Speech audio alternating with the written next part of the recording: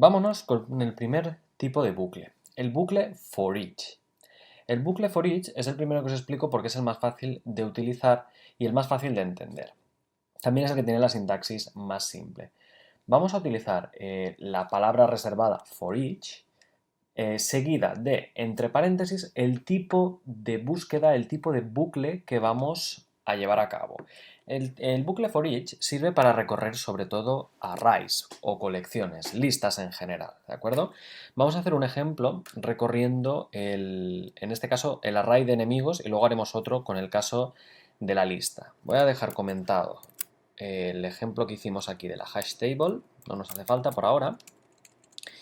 Y vamos a empezar por conocer la sintaxis. Como os he dicho, empieza por la palabra reservada for each, ahí la tenéis, que se podría traducir algo así como para cada uno de, ¿ve? Para cada.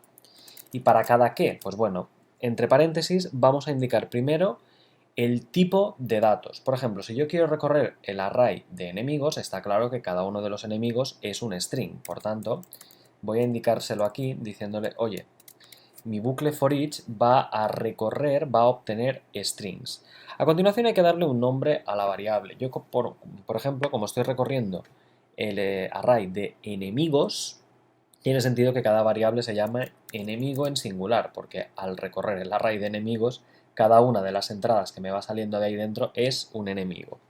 Luego tenemos que poner también la palabra reservada in y por último el array, enemigos. Vamos a leerlo como si fuera una frase en inglés, porque realmente, si lo leéis así, es muy fácil de entender. Para cada string llamado enemigo dentro de el array enemigos, ejecutar sentencia de código, ¿vale? Pues se va a ejecutar pues lo que vaya entre las llavecitas. Por ejemplo, podemos hacer un debug.log y escribir ese nombre del enemigo por consola, ¿vale? Así. Vamos a probarlo y vamos a ver si lo entendemos. Le damos al play, abrimos la consola, tendría que haberlo limpiado. Fijaros, aquí está. Malo, cíclope, murciélago, coche, jefe y nada más. ¿Vale?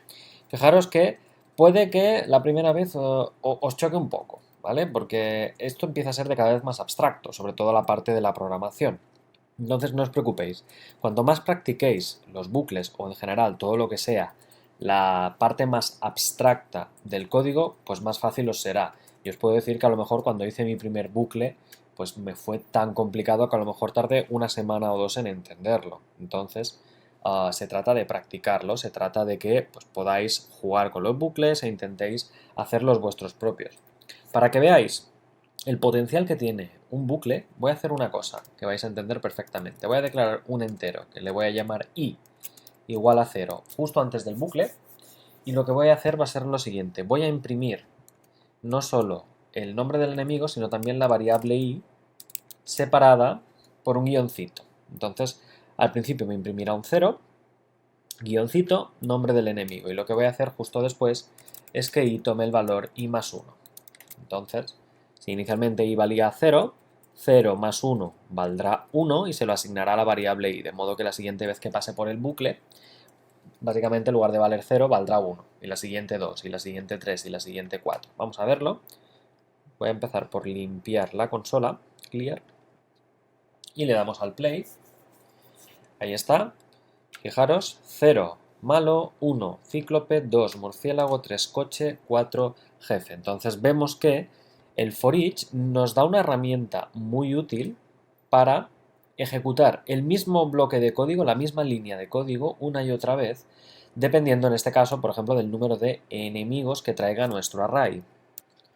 Fijaros que en este primer bucle, en el bucle for each, es el único es uno de los que no le decimos cuántas veces debemos ejecutar la sentencia de código propiamente del bucle, la que va entre las llaves, sino que el propio programa ya lo sabe, sabiendo cuánto de grande es, en este caso, el array que recorremos. Como os he dicho, no os preocupéis porque no solo tiene que ser con arrays, con listas funciona exactamente igual.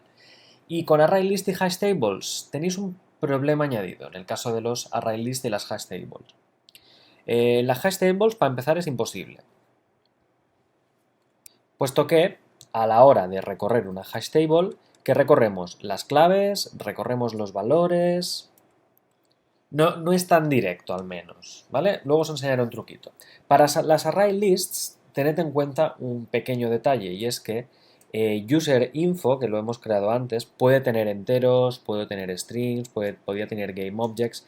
En general, estos dos objetos, tanto las array lists como las hash tables, pueden tener cualquier cosa. Entonces, esta sintaxis, donde estamos obligados en la creación del bucle for each a determinar el tipo de datos que vamos a utilizar para recorrer los arrays o las listas, en un array list es casi imposible, ¿vale? A no ser que vuestro array list solo tenga strings, solo tenga enteros, solo tenga un tipo determinado de datos, no es el bucle correcto para recorrer un array list. Para una hash table existe una pequeña triquiñuela. Voy a descomentar el código de la hash table, ¿vale? Que era aquel del personal info. Y voy a hacer una versión tuneada del bucle for each, que va a ser la siguiente. For each, para cada string clave dentro de... Y personal info, hemos dicho que es una hash table, tiene clave y tiene valores. Pero ¿qué pasaría si solo le pidiera las claves? Le pido las keys, ¿vale? Así. Pues básicamente acabo de hacer una triquiñuela la mar de útil, porque fijaros, puedo quedarme con la clave e imprimirla, pues sí, podríamos poner la clave es, key, porque fijaros, key es el string auxiliar, es la variable auxiliar que utilizamos para recorrer las claves de personal info. Y podríamos imprimir los valores, cuyo valor es, más. Pues sí, la verdad es que también, porque como tengo en la hash table personal info, si yo le paso como clave esta key que acabo de sacar a través del bucle, pues fijaros, puedo recuperar la clave, puedo recuperar el valor. Lo vemos en un segundito. Fijaros cómo vamos aprendiendo poco a poco, pero cosas que están siendo ya bastante heavy, bastante potentes. Fijaros, ahí está. Empezamos aquí. La clave es timeplate, cuyo valor es 3,5. Timeplate, fijaros, de hecho es el segundo, ¿no está user level? Ah, está después, está más abajo, user level. Username, cuyo valor es Juan Gabriel, nickname, cuyo valor es Joambi, bullshit from scene, cuyo valor es el famoso cubo aquel que hemos añadido, y la clave user level tiene el valor 10.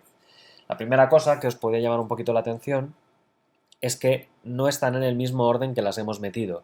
Recordad que un diccionario, una hash table en general, no tiene el concepto de orden, no lo conoce, ¿vale? No, él no sabe de orden, no sabe cuál es el primero, cuál es el segundo. Él tiene claves y a cada clave se le asigna un valor, pero no necesariamente user level, que es la primera que hemos añadido, va a ser la primera que salga de la hash table, ¿vale? El orden se lo dejamos a él internamente para que lo gestione. Nosotros hemos aprendido de momento a sacar cosas directamente de una lista o de un array, hemos visto que es muy fácil porque ya sabemos el tipo de datos. Hemos hecho la reflexión de por qué en un array list no sería el bucle adecuado para acceder a los campos, puesto que me podría salir directamente un string, un entero, etc. Y hemos visto que en el caso de las hash tables también se puede hacer una pequeña variante, que es en lugar de recorrer la hash table, se recorre el array de claves. No os lo he dicho, pero claves es un array de la hash table, es el array de todas las claves que contiene la hash table. Entonces, recorriendo cada una de estas claves podemos acceder a la clave y al valor respectivo.